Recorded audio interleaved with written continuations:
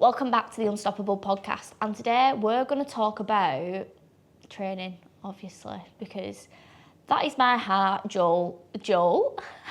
soul, joy, pride, the whole bloody lot. Like, training is a game changer for anyone, no matter what walk of life you are in. Doesn't have to be high rock, doesn't have to be running. Just moving your body and having that as a privilege is incredible. Like, I don't think people realise how lucky they are to be able to move their body, have access to gyms, have access to even outdoors. Like, you don't have to go to the gym to train. You can do it from your front room. You can do it from your living room, your bedroom. Like, you can do it from anywhere. And it is genuinely a privilege to do that. And that started for me back in university when I first started going to the gym. And that was genuinely my mental escape. Like, training for me has never been just to go and train. Like, I'm very much an intentional and purposeful person who doesn't do anything without reason or cause. And going back to a few episodes ago, I talked about my story when I was in university, and I had to use the gym as basically my therapy and as my mental stimulus to really get me out of a bad place. And I'm going to throw it back to them, because going to the gym, it gave me purpose to live. Now, that's very, very deep, but like, it gave me that purpose to live. I had that reason to show up. And my granddad used to, not to take the piss, but like, in a way he did a little bit, and was like, are you going meeting gym today? And because it was like, me and Jack are just laughing because it's such an old person comment. And honestly, I was just like, yeah, of course I'm going meeting gym, because gym give me a lot. Like, the gym doesn't say anything to you. It doesn't give you anything other than sometimes a bit of a hard time when you can't lift a weight or you can't hit X, Y, and Z. But genuinely, the gym gave me so much purpose to life. It gave me that drive to strive for more, to show me that I am more than just a university student. I'm more than a daughter. I'm more than a sister. I'm more than just someone who lives day to day in society. Now, that sounds like really extreme, but it gave me that thing to strive for more, to push myself out of my comfort zone physically, because that's something I'd never ever done that before up until that point. And going through the motions of that, when we then hit COVID and the gym was completely stripped away and we couldn't go to the gym, it was like my world had just been rocked. Like, how can you take away something like this? Like, how can you take away the gym, which was my medication for my anxiety and my depression, but also as well, like, that was my time, my space. Like, how can someone take that away? And it forced me to get creative and work towards something else. Now, when COVID happened, yes, I didn't like it, the fact that gym was no longer part of my life for that period of time. But it also showed me the life of being hybrid.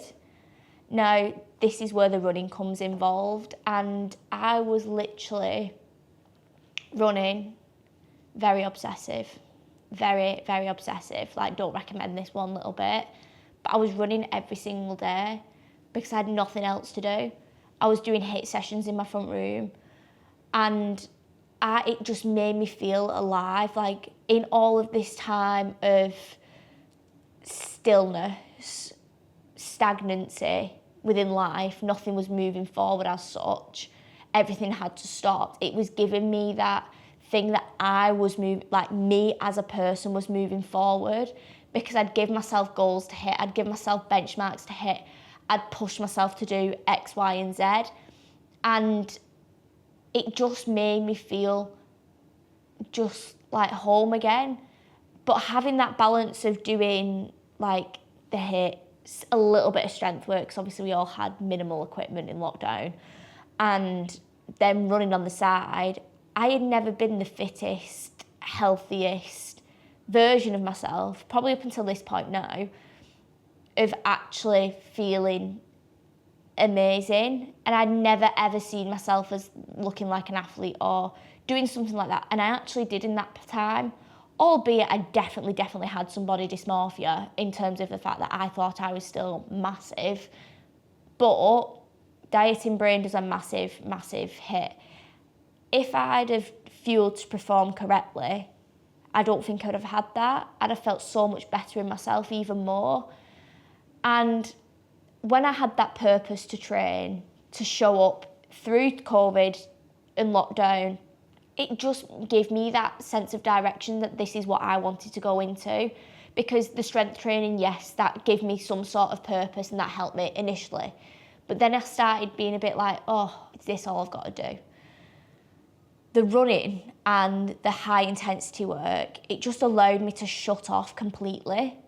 And when the gym's back opened, and it's really sad that that side of things kind of took a hit and went down, because that's actually what truly made me happy. And then we went back into the gyms, started lifting weight, wanted to bulk, and ended up with a bad relationship with food again, because I was having to eat more. Me eating more was kind of like, when you've been on very low food, was giving me that green light to be like, right, okay, eat whatever you want. Bad move, because I ended up having overeating.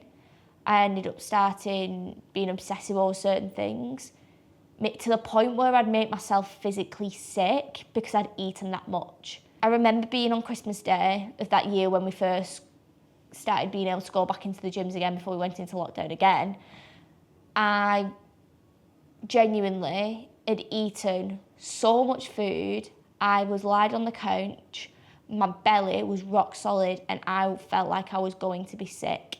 But that's because that training in the gym and doing it for aesthetic and building muscle wasn't really like my main prerogative. Like, I think I'll look strong now, but I didn't have the knowledge there to guide me in the right direction at the time.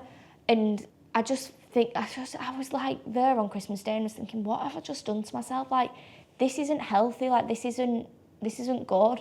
And it's because the things that I was doing at the time wasn't fulfilling, it wasn't giving me the purpose, it weren't giving me the drive that I needed to. We then fast forward through into like the February and the March. I'd gained another coach because I needed someone to help me with this. I needed someone to get me out of this rut. And she was brilliant. She worked on my mindset with me around the food and my relationship around it. She got me into the gym. We started doing some more runs. We started doing a little bit of HIIT. And I felt so much better for it, because I was doing that thing for purpose and like actual performance and working on towards that, because that again gave me purpose, and mentally I felt so much more lifted. From then on, I kind of went and fell into the bodybuilding world, not to be a bodybuilder, but the bodybuilding style of coaching, because that's all that there was available really at the time. Even though I was doing a bit of running and a bit of HIIT, it wasn't really hitting the sport. So I thought, being in the fitness profession, like as a professional and an expert, that's what I had to go into. And oh boy, Jesus Christ, that just isn't me. Like, I don't like being uncomfortably bulking. I don't like being underweight. I like just being just right and being me. And neither of them two avenues was me. I had this brilliant coach who was actually amazing, like genuinely amazing, like absolute wizard when it comes to biomechanics. And I learned so bloody much off him, and I still use it today in training, but not in more bodybuilding, it's in a more functional way, which when you mix the biomechanics with the functional, your body just, actually performs, like you are performing at your best because you're moving how your body is meant to move, but getting stronger, but also getting that best version of yourself as well. And that gave me even more purpose. Then when the high rocks started coming into play, the purpose for that was to help me out of a mental hole that I was when my mum died and help me with my grief. And I'm not gonna lie, and I was actually thinking, literally, probably only yesterday, since my mum passed away back in 2 years ago in July, coming, and I've literally only just started to feel myself again. Like, genuinely feeling myself. Like, feeling happy, feeling content. And that's all because I've found my purpose. Like, found my purpose with training. And obviously I've spoke about it before. I'm getting quite emotional. But like, genuinely finding myself and finding my spark again was, honestly, it was like a penny drop moment. But then also as well, and I said this to my nutritionist, Steve, I was like, I feel like a weight has been lifted off my shoulders. Like, I genuinely feel like a physical weight off my body has been lifted off my shoulders. And having that freedom with movement, coming back from an injury, making sure that I'm performing better than I was performing before, going into my training sessions with intention, making sure that I'm doing everything and how my body is meant to be performing optimally, going in with a purpose and going in with benchmarks, having all of that has amounted me to feeling myself again. And I cannot reiterate enough how important it is to have that purpose, because if you're just going to do it just for the sake of doing it, or because everybody else is doing it or training in that style, you're going to be so unfulfilled, you're going to be so unhappy, and you're not going to get the result that you want, because that's not the result you truly want.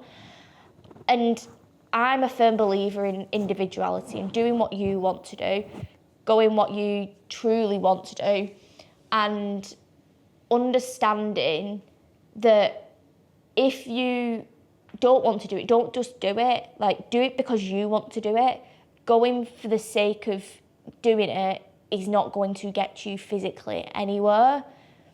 And if you're feeling a little unsettled at the minute, if you're not feeling happy with your training, if you're not feeling happy in whatever it is, more specifically training, because this is the main episode, like that's the main focus of this one.